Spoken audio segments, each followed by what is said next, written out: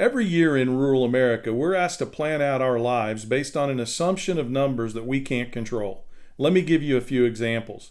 In agricultural America, our farmers and ranchers are asked to plan out an entire growing year, knowing that they can't control the price of inputs and that they may change, and with very little understanding as to what their crops might sell for because of all of the different items that are out of their control. In our rural schools, we're asked to plan for an entire school year, knowing that funds will disappear at the federal or state level and that there might be no advance notice of that happening. And finally, in rural healthcare, our rural hospitals are asked to provide quality health care to people in rural America, even though we know that as many as 700 of those hospitals may close in the next year. And it's the lack of planning at the federal government level that's going to make things get much worse in rural America. Hey guys, my name's Will, this is the Back 40, and let's talk about it. This week, the president announced an entirely new round of tariffs, and the first thing that most ag economists noted is that the numbers were flawed. They were trying to argue that there were unfair trade practices happening around the world, and the numbers that they provided basically were pulled out of thin air. There were country after country where the wrong amount of tariff percentages were put into the box to justify these additional tariffs by the United States of America. In some cases, they just took the trade deficit and divided it by overall trade, and that's the percentage that they used to try to justify the tariff amounts. Well, you don't have to be a PhD in math to know that that's fuzzy math. So I've asked the question over and over again.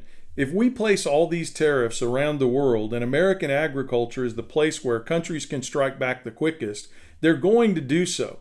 And the other question I have is, how are we going to replace all of these foreign bellies with bellies here in the United States? Meaning that in America, we can't make up for all the sales losses we're incurring around the world. Now I'm going to say something that a few people won't like. There isn't anybody in this administration that's advocating for agriculture. I mean a true advocate of agriculture that understands the issues that are involved and is out there fighting every day for American farmers and ranchers. Now let me tell you why I say that. Just earlier this week, the Secretary of Agriculture, Brooke Rollins, went into Iowa and announced a program to spend a little over $500 million on alternative fuels made from grains in this country. Now, the first thing I want you to understand is that this in no way is going to make a dent in the 80% of corn losses that we could incur because of these tariffs, or in the 37 billion metric tons of soybean sales we could lose. This is just a drop in the bucket. The other thing that she said while she was there that really concerned me is she had a tacit admission that she knew these tariffs were going to be bad. We just need to give the president time. And in the event that these tariffs are bad for American farmers, we hope and pray we can come up with the money to bail them out again. Well, I want you to think about that for a minute. No guarantee that if these bad trade policies lead to farmers and ranchers not being able to sell their products overseas, and if that causes the financial hardships we're expecting, no guarantee on the part of the agricultural secretary that that money will be there. Then she took it a step further and made it partisan. She said the reason we may not have the money is because the last administration spent it all. Well, I've got two things to say about that.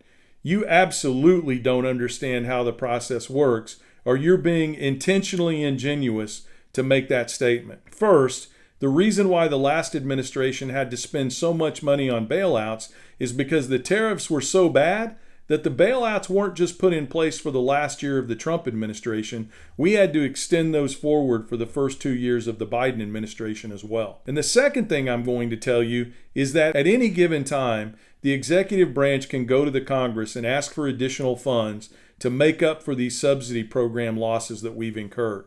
It's just a matter of the president sending the ag secretary over to do that. And finally, I wanted to make a point of calling out that the ag secretary said she's working really hard right now to find somebody that can be the farmers' representative at the table to make sure that farmers' voices are heard. Guys, that's her job.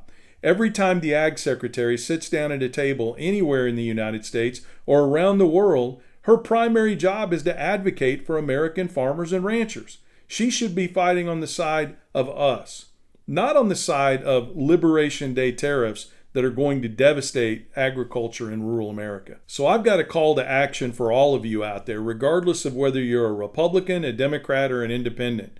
You need to get on the phone today and call your Republican representatives and let them know that these tariffs need to be reversed, that they should not be put into place, that this is not a legitimate trade war, and that the ramifications of placing tariffs on agricultural products on the United States is going to be devastating to American farming and ranching.